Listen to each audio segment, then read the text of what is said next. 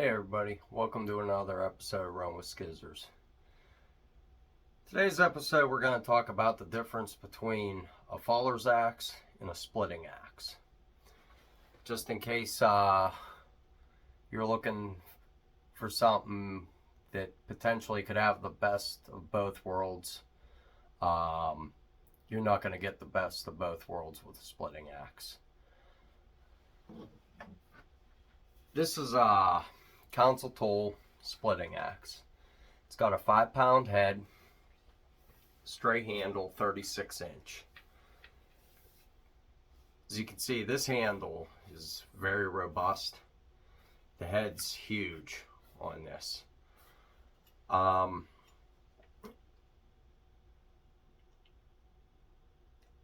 couldn't say that you could cut fall tree with this. It does chop because of the weight of it, but you're not going to get a lot of work done with this. It's just too heavy. And even if you're a really big guy, if you swing this for 3 to 6 hours, you're going to wind up probably hurting yourself, be it getting tired and hitting yourself with the edge, or I've already gotten almost like a tennis elbow symptom from swinging this for too long. It definitely is great for splitting wood. I'm not real big into mauls because swinging an 8 or 6 to 8 pound maul, that can wear on you, especially when you're trying to do cordwood. So I definitely prefer a splitting axe. If you look at a regular faller's axe, this is the Council Tool Jersey Classic. It's on a 32-inch handle, and it's got a 3.5-pound head. Now, you're only looking at a 1.5 pound difference between the two. But if you're trying to buck up trees, having the lighter axe head definitely makes you more productive. The geometry of this axe is really thin compared to the splitting axe. Put them both side by side. You could see how much wider the splitting axe is. The other thing is the handles. The splitting axe's handle is very thick.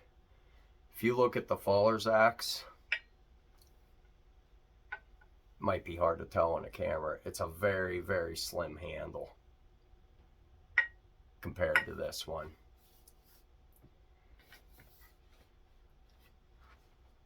The faller's axe will have a lot more snap and flex to it, so you don't get it like a big shock wave coming through the handle into your body.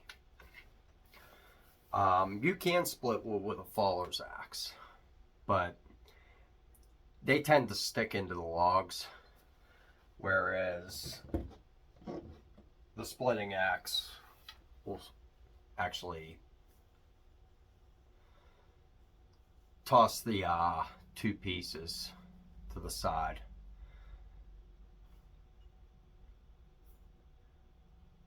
When I bought this axe, I was hoping that it would serve as both a splitter and a chopper, but it's impossible.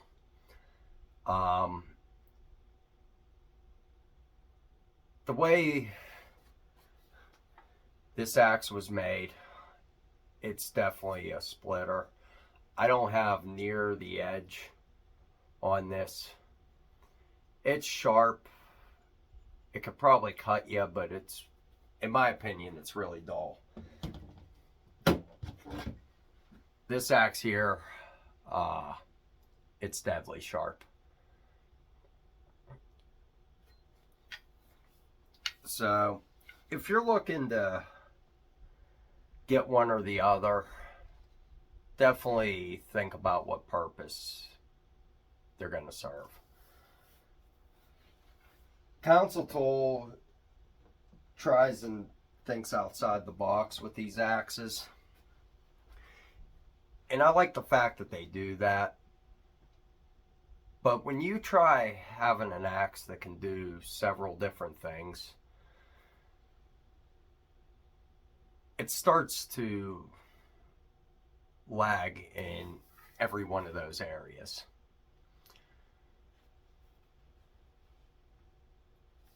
They do that with a lot of their axes.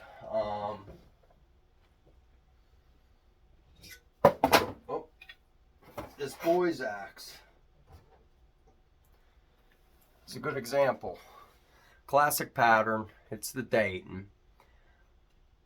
The way they had the grind on this originally, it was a good splitter. But I reprofiled it and made it into a chopper. It'll still split wood, but you just can't have the best of both worlds. If you want an axe to perform a job and perform it well, it has to be solely designed for that one job.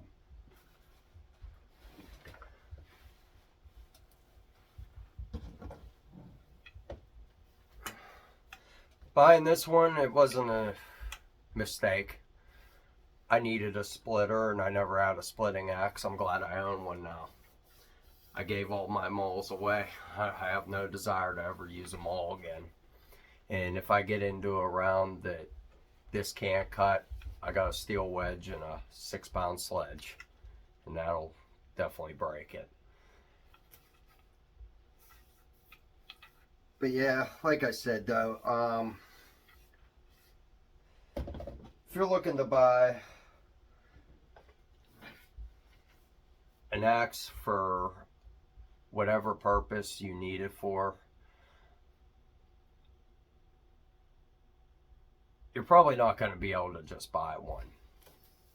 I got so many different axes for so many jobs, you know.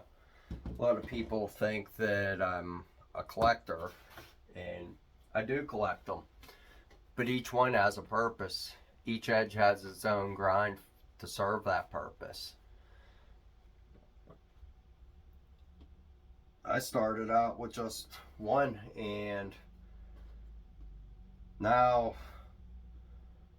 when I go out in the field, I'll take 4 or 5 axes with me, and I'll use every one of them depending on what I'm doing.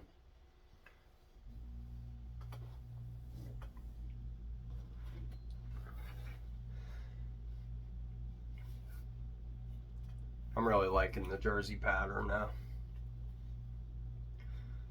If you guys ever wonder where I get my Council Toll products, I'm not sponsored by them, but I go through Wiseman Trading. I've talked to them on the phone. They're very nice people. It's a small company. And when you order direct from them, I never recommended the handles that I get, but it seems like they pretty much hand-pick them. I've never gotten a garbage handle off them.